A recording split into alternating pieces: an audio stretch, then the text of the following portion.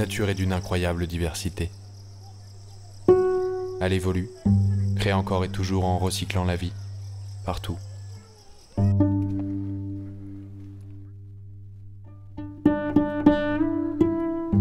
Il n'y a pas si longtemps, l'homme est apparu. La capacité d'adaptation dont la nature l'avait alors dotée. On a fait une espèce capable de survivre dans pratiquement toutes les conditions. Des Inuits de l'Arctique, en passant par les Touaregs du Sahara, l'homme s'est dispersé aux quatre coins du globe. Mais les choses n'ont pas tardé à changer. Dès que l'homme s'est sédentarisé, il a cherché à adapter son milieu à ses besoins. La différence entre hier et aujourd'hui, c'est qu'aujourd'hui, les moyens à notre disposition pour modifier notre environnement sont colossaux. Dès lors, c'est la face de la Terre entière que nous changeons. Et petit à petit, nous détruisons la nature. Cette nature qui a encore tant à nous apprendre. Cette nature qui, elle seule, peut nous nourrir au quotidien. Mais tout est devenu marchandise, animaux, énergie, denrées alimentaires et autres matières premières. Chaque chose de ce monde a un prix. Tout s'échange et tout va de plus en plus vite.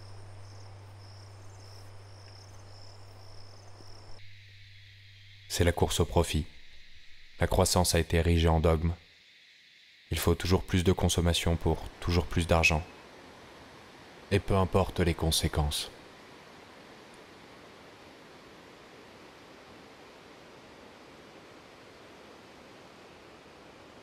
Alors silencieusement, la nature s'éteint.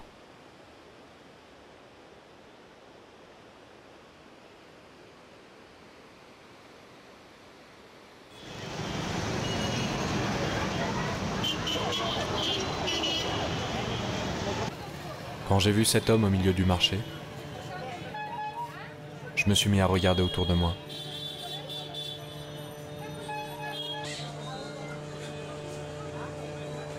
Le magasin avec les articles les plus coûteux était sans doute celui des télévisions.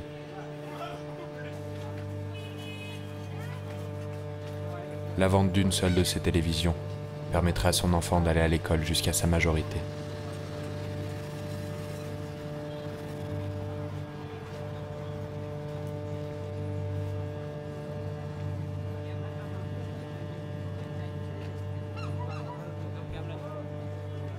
Mais il reste là.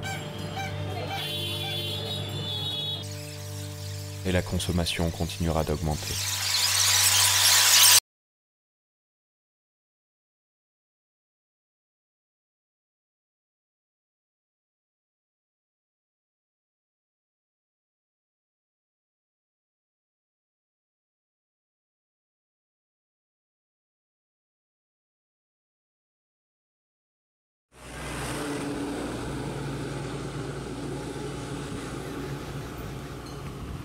Pendant tout le temps qu'aura duré ma marche, j'ai posé beaucoup de questions aux gens que j'ai rencontrés.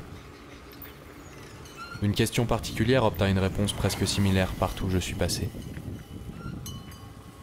En Inde, au Népal, à des hindous, des musulmans ou des bouddhistes, la grande majorité des jeunes avaient le même discours.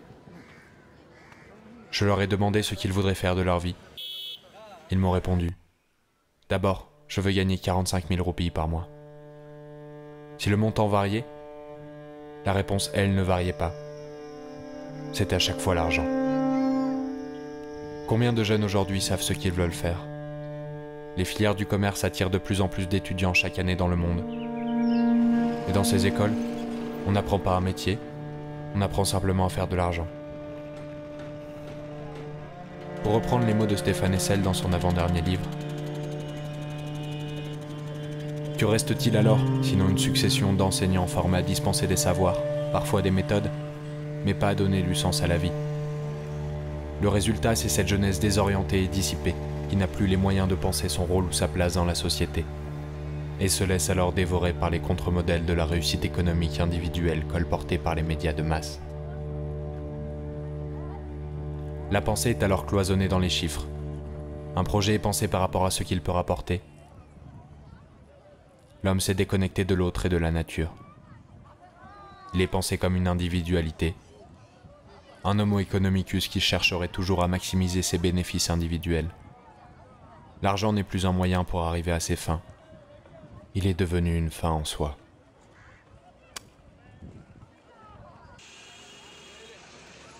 Mais revenons sur les faits.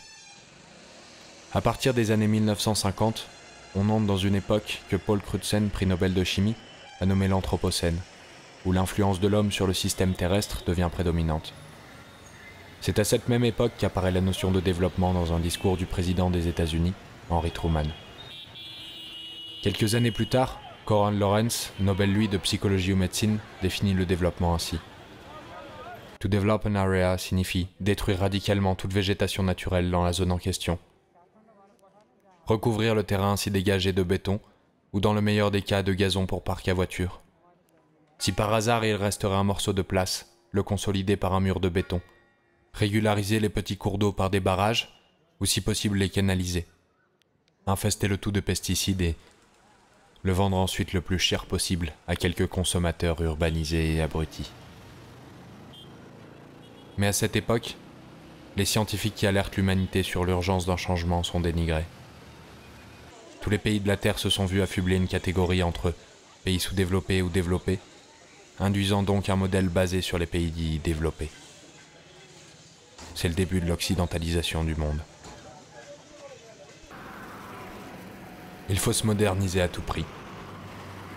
Tiziano Terzani, un journaliste italien que j'estime beaucoup, dira dans un livre paru en 1993 « Les journaux disent que l'Asie entre dans une période de boom économique, que le nouveau siècle sera celui de l'Asie. Tout ça excite les banquiers et les financiers qui voient le monde à travers les graphiques de leurs ordinateurs ultra sophistiqués. Mais en réalité, l'Asie n'expérimente pas seulement une période de forte croissance économique, elle est aussi en train de se détruire en suivant un modèle de développement qu'elle n'a pas choisi, un modèle imposé par la logique du profit qui semble aujourd'hui dominer inexorablement tous les comportements humains. Les anciennes villes sont rasées pour faire de la place au développement moderne. La culture populaire entière est mise de côté par les forces irrésistibles des nouveaux modèles venus d'ailleurs, diffusés par satellite jusqu'à la cabane la plus reculée de Birmanie ou sur les plaines mongoles. Une vague gigantesque de matérialisme engloutit tout et tout le monde. Finalement, tous les gouvernements de la planète, sinon les populations, ont fini par intérioriser le critère du PIB et le développement comme base d'une auto-évaluation et participer aux Jeux Olympiques de la croissance, dans l'espoir de figurer en bonne place dans le palmarès. Alors pour plus de croissance, il faut plus de consommation, plus de production, plus d'échanges. La Terre est devenue un marché gigantesque, l'homme un consommateur, et la nature une ressource dans laquelle on pourrait puiser sans fin pour s'enrichir encore et encore.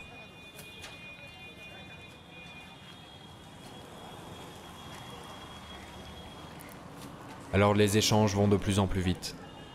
Nous avons construit et continuons aujourd'hui à construire des infrastructures et des moyens de transport de plus en plus colossaux.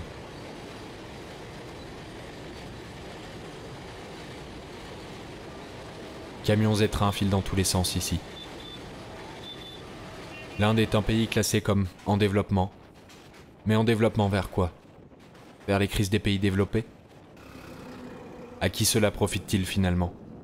À la population? À ces conducteurs à qui l'on donne un travail?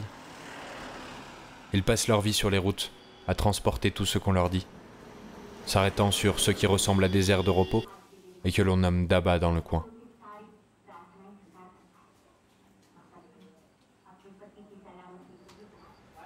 Ils mangent, dorment un peu puis repartent sur les routes pour déverser leurs marchandises dans les villes. Le plus drôle, c'est que ces aires d'autoroute sont un haut lieu du martelage publicitaire.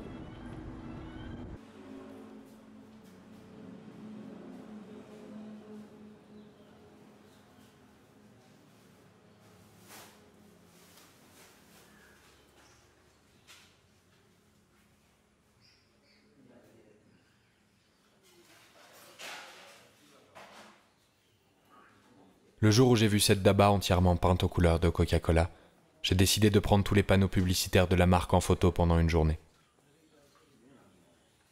Avec une marque seulement. Le résultat est là.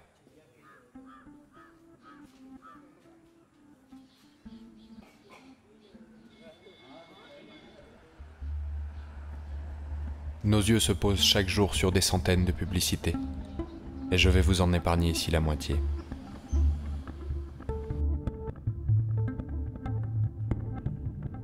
« 557 milliards de dollars ont été investis dans la publicité en 2012.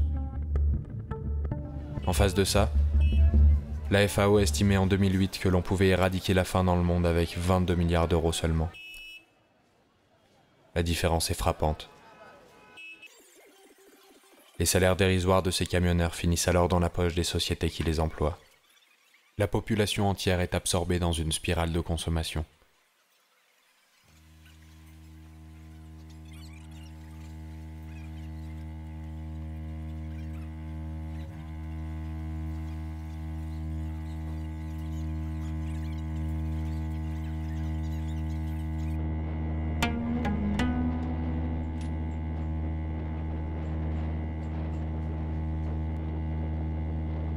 Dans le même temps, il y a de moins en moins de travail dans les campagnes. Alors pour survivre, les gens migrent en masse vers les villes ou au bord des routes à vendre tout ce qu'il est possible de vendre.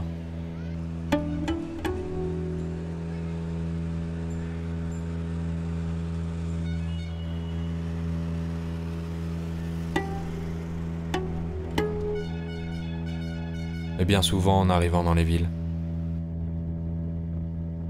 les promesses d'avenir s'estompent dans la dure réalité des bidonvilles.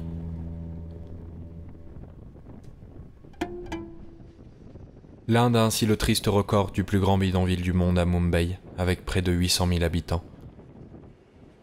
Pourtant, nous sommes de plus en plus riches. La richesse mondiale a plus que doublé depuis l'an 2000, passant de 113 000 milliards à plus de 241 000 milliards en 2013. Alors que parallèlement, la population mondiale n'a augmenté que de 13%. Mais cette richesse ne bénéficie pas à tout le monde. Les inégalités de répartition sont énormes. Les écarts se creusent.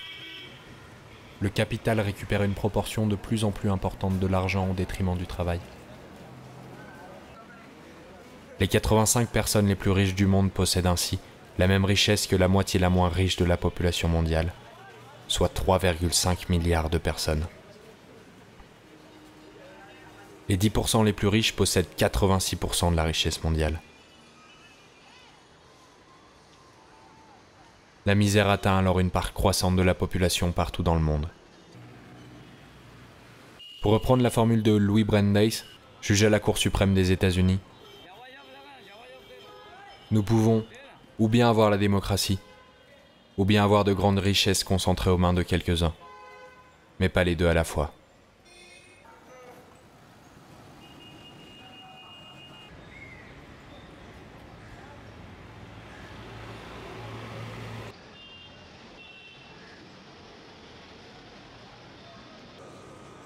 « 2,5 milliards de personnes vivent sans assainissement correct.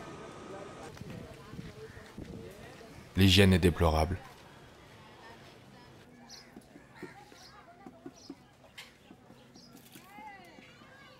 7 millions d'enfants meurent encore chaque année, soit 19 000 par jour. Les causes ? En tête de liste, pneumonie et diarrhée.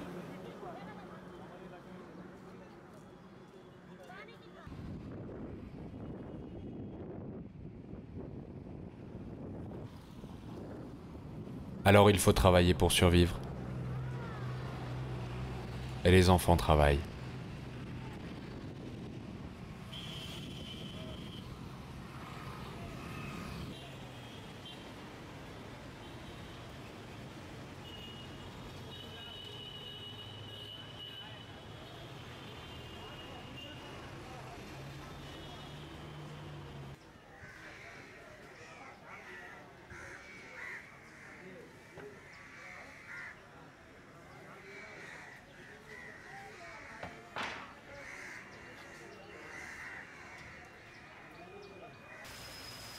En Inde et au Népal, il y a la mousson.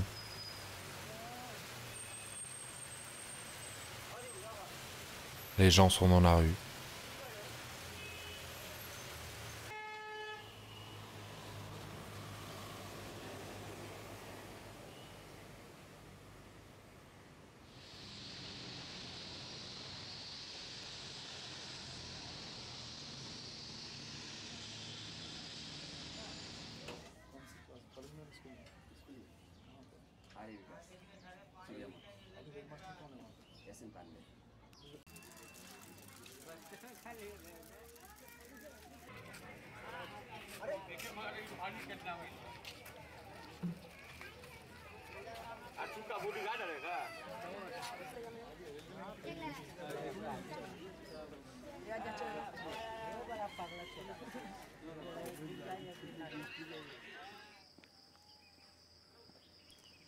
J'ai dormi chez cette famille un soir.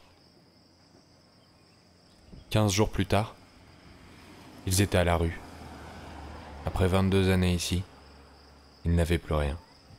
Le gouvernement a détruit toutes les maisons qui longeaient le bord de cette route. Tout ça pour une 4 voies.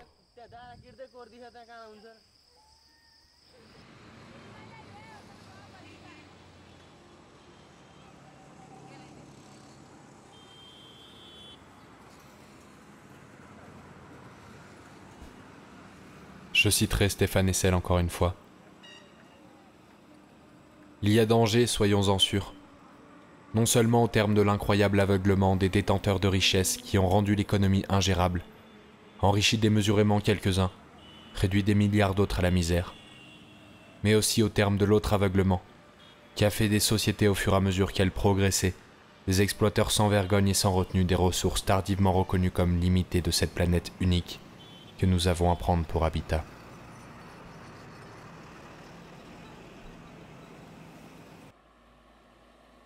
Alors la planète s'épuise. Nos ressources diminuent. Et la pollution, elle, augmente.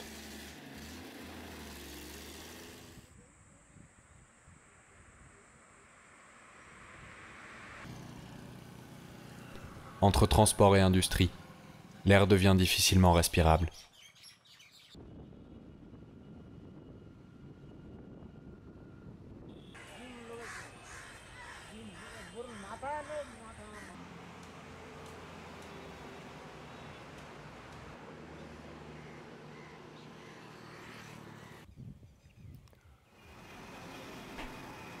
Alors des masques apparaissent, dans de plus en plus de villes autour du monde.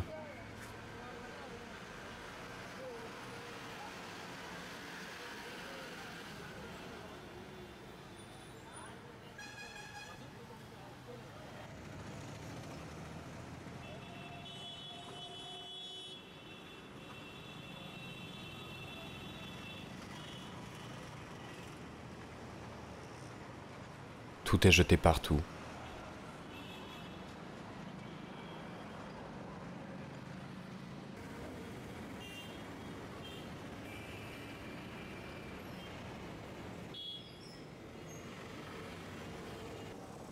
Dans les pays occidentaux, on ne les voit pas, mais les déchets restent pourtant là. En Inde, au Népal et ailleurs, ils sont à la vue de tout le monde, dehors, par terre.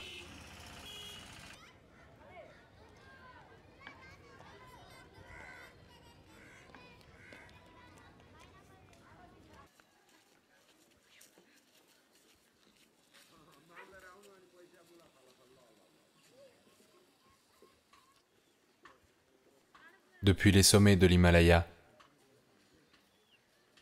tous les bouts de plastique qu'on jette ici s'en vont emporter par les fleuves jusque dans l'océan.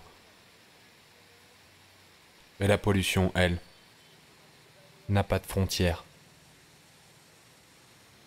Alors tous ces bouts de plastique finissent par empoisonner tous les milieux marins du monde.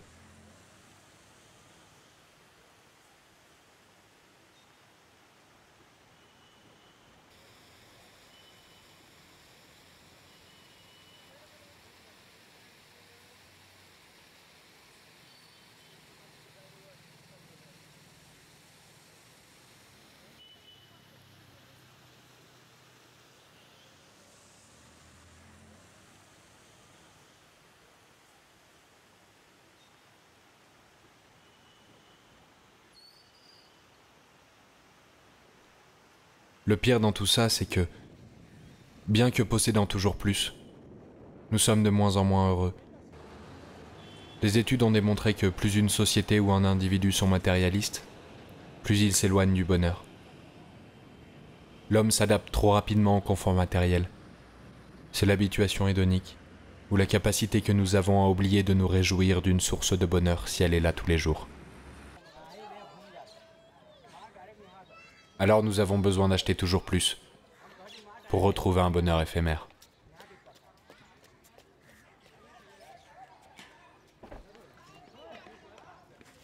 Je finirai sur ces mots d'Edgar Morin. La civilisation occidentale, qui produit les crises, est elle-même en crise. Les effets égoïstes de l'individualisme détruisent les anciennes solidarités. Un mal-être physique et moral s'installe au cœur du bien-être matériel. Les intoxications consuméristes des classes moyennes se développent, tandis que se dégrade la situation des classes démunies et que s'aggravent les inégalités. La crise de la modernité occidentale rend dérisoires les solutions modernisatrices aux crises. La crise démographique s'amplifie par la conjonction de la surpopulation des pays pauvres, de la baisse de population de la plupart des pays riches et du développement des flux migratoires engendrés par la misère. La crise urbaine se développe dans des mégalopoles asphyxiées et asphyxiantes, polluées et polluantes, où les habitants sont soumis à d'innombrables sources de stress, où d'énormes ghettos pauvres s'accroissent tandis que les ghettos riches s'emmurent. La crise du politique est aggravée par l'incapacité à penser et à affronter la nouveauté, l'ampleur et la complexité des problèmes.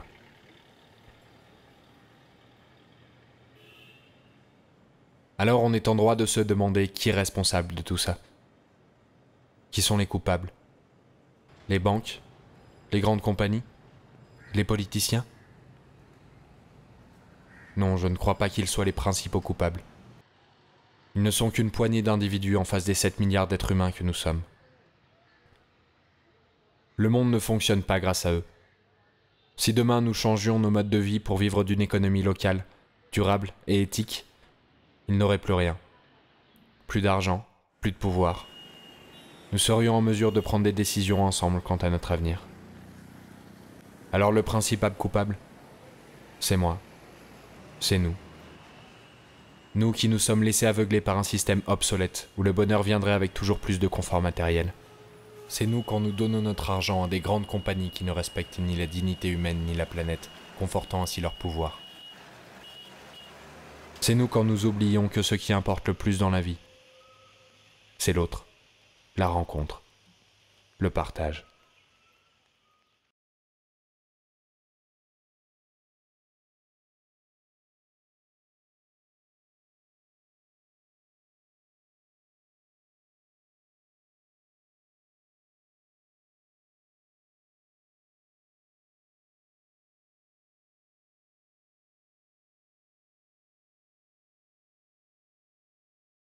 हूँ यहाँ तू है यहाँ मेरी बाहों में आ भी जा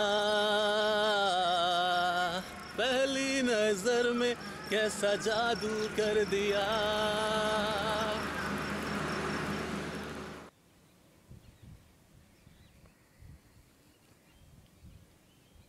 Une chose change radicalement en arrivant en Inde ou au Népal. Le temps. Les gens prennent le temps. Partout où je suis passé, du moins dans les villages, les gens s'arrêtaient de travailler, m'invitaient chez eux, prenaient du temps pour moi, ou de manière plus générale, pour les autres. Mais comment est-il possible qu'ils aient autant de temps, quand nous courons partout alors que nous sommes des centaines de fois plus riches qu'eux? La réponse est simple. Ils se satisfont de peu de choses. Le mieux avec ça, c'est qu'en plus d'une vie plus paisible, on est plus heureux. Dans presque toutes les philosophies que j'ai pu croiser, dans des livres ou au travers de rencontres, la simplicité revenait toujours comme une condition du bonheur. Les sages de notre planète ont tous vécu une vie sobre. Henri David Thoreau écrivait dans Walden, paru en 1854, « La plupart des luxes, et presque tout ce qu'on appelle le confort de l'existence, sont non seulement des choses superflues, mais d'authentiques obstacles à l'élévation de l'humanité. Luther King dira plus tard « Nous devons d'urgence passer d'une société orientée vers les choses à une société orientée vers les personnes. » Stéphane Hessel disait lui hier « Je reste convaincu qu'il faudrait qu'on possède le moins possible. Juste ce qu'il faut pour satisfaire ses besoins. » Mathieu Ricard, à la fois docteur en génétique cellulaire et bouddhiste, nous dit aujourd'hui « C'est dans la simplicité que l'on trouve la sérénité intérieure. » Tout comme Pierre Rabhi et bien d'autres encore. Alors en plus d'être plus heureux en vivant simplement, ce modèle est à contrario du modèle actuel, viable à long terme. Pour reprendre encore une fois les mots d'Edgar Morin,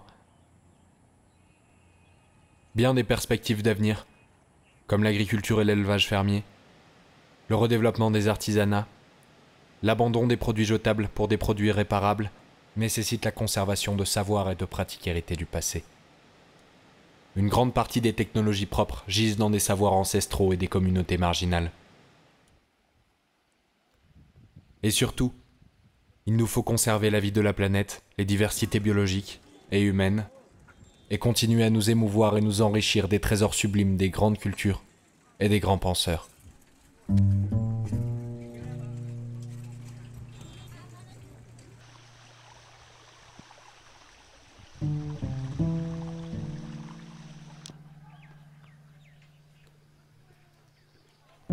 Alors oui, nous allons devoir retourner à une agriculture à taille humaine.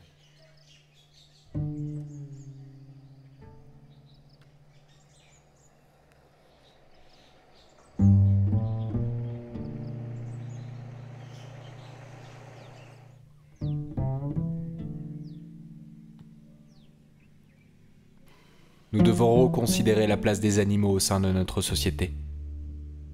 Actuellement simples marchandises, ils doivent redevenir le pilier d'une agriculture durable.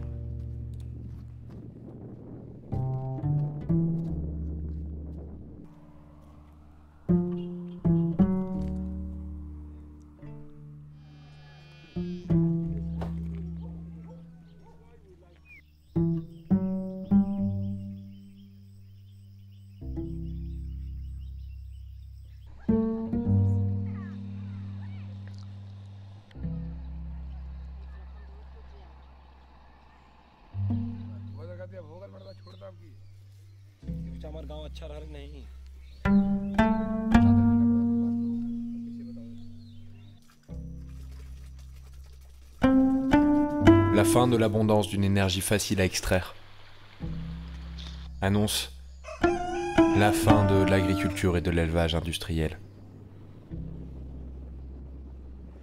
Si nous voulons encore avoir du poisson,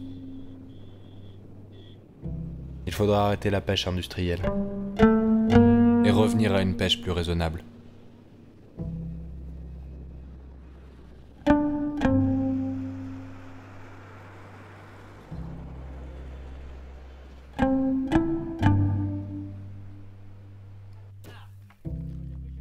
Il nous sera alors possible, avec de petites communautés, de recréer une économie locale, de retransformer toutes ces matières premières.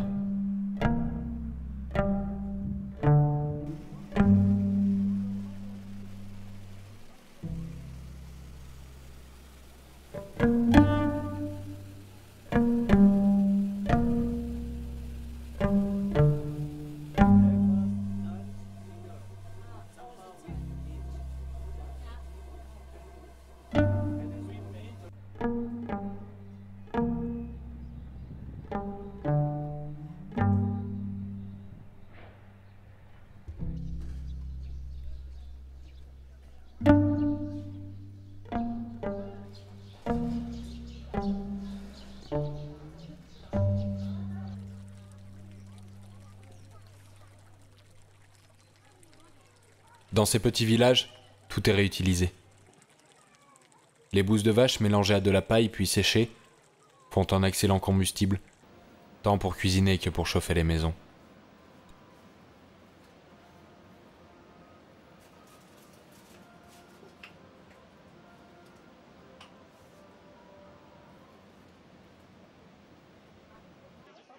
Rares sont les choses qui sont jetées. Tout est réutilisé, raccommodé. Vêtements, chaussures, tout y passe.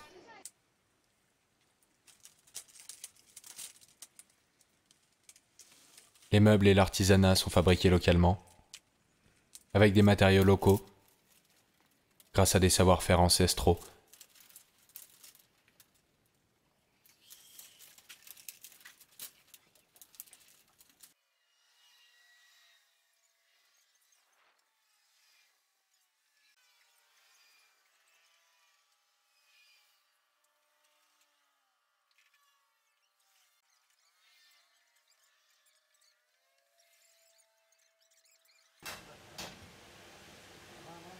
Et même les outils dont on se sert tous les jours.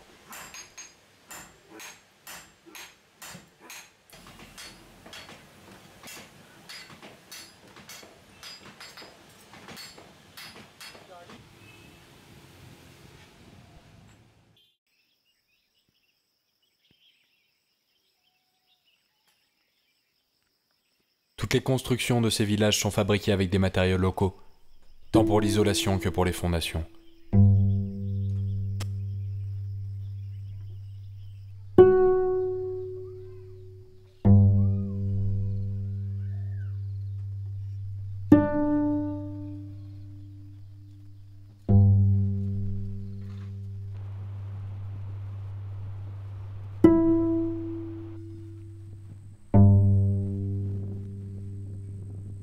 Pour transporter les aliments sur de courtes distances, on utilise encore les animaux.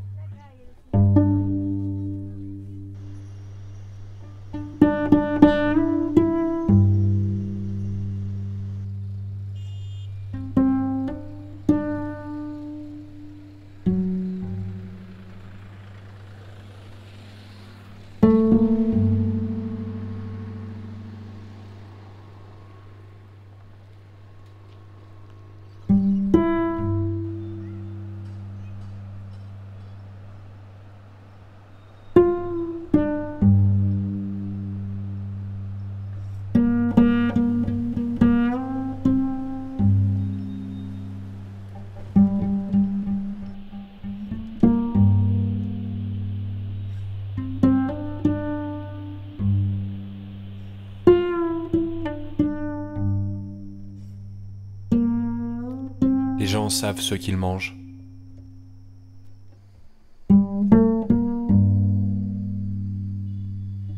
Ils savent d'où ça vient.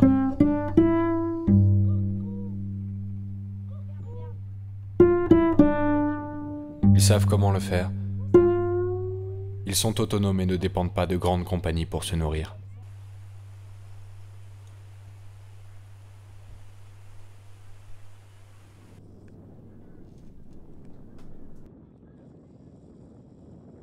Alors ce mode de vie, à une échelle plus locale, retisse à nouveau des liens de communauté. Les gens passent du temps ensemble. Ils jouent, partagent des repas, s'entraident.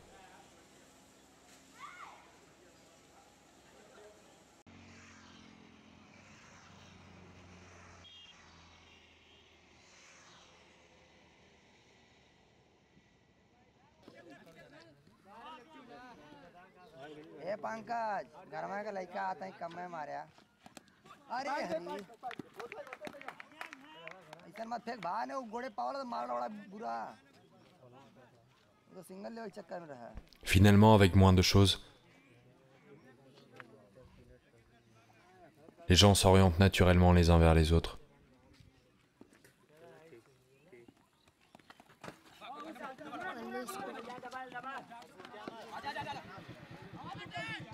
मार मार थ्रो अरे यार बाबा जी के भाई भाई हां भाई muscles muscles muscles muscles Anthony my muscles नई बात छोड़ दिया भाई दिया और आओ दे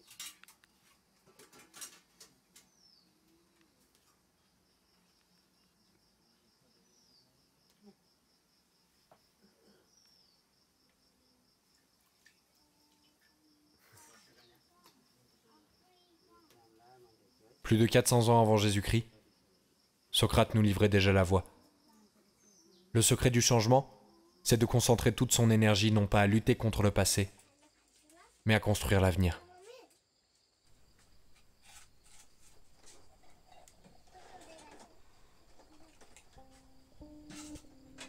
Et pour construire l'avenir, je finirai sur ces mots de Pierre Rabhi. Il ne faut surtout pas minimiser l'importance et la puissance des petites résolutions, qui, loin d'être anodines, contribuent à construire le monde auquel nous sommes de plus en plus nombreux à aspirer.